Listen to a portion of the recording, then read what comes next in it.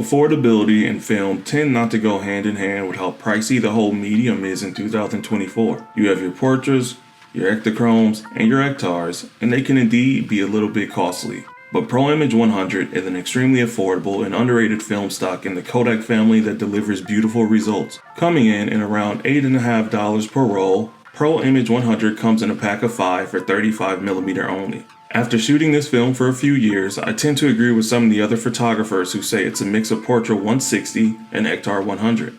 It's not as muted in terms of the portrait colors, and it's also not as saturated as Ectar. It's somewhere in the middle, and honestly it makes for a really interesting film. You may find Pro Image 100 to be a bit grainy for a low ISO film, but I personally like the grain structure. It's a matter of preference, but I love grain on my images, so it's a plus. Being a part of the Kodak family, Pro Image 100 also displays that yellowish tint to its colors that you see in a lot of the portrait film line, but it is super complementary to most skin tones out there. For the best results with portraits, I would advise to err on the side of perfect or slight overexposure. Whenever exposed normally, Pro Image 100 creates fairly saturated photos. Overexposing Pro Image may decrease saturation significantly.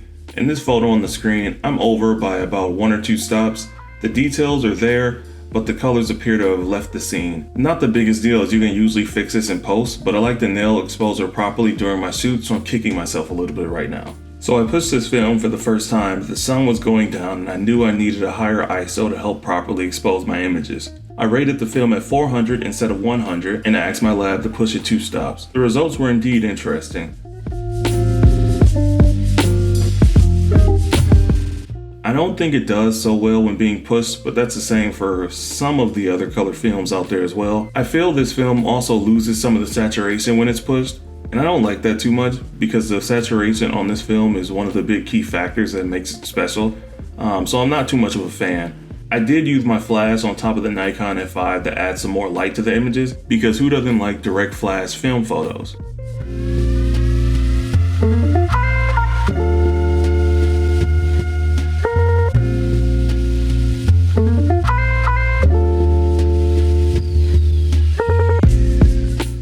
Let me know in the comments what you think of Kodak Pro Image 100.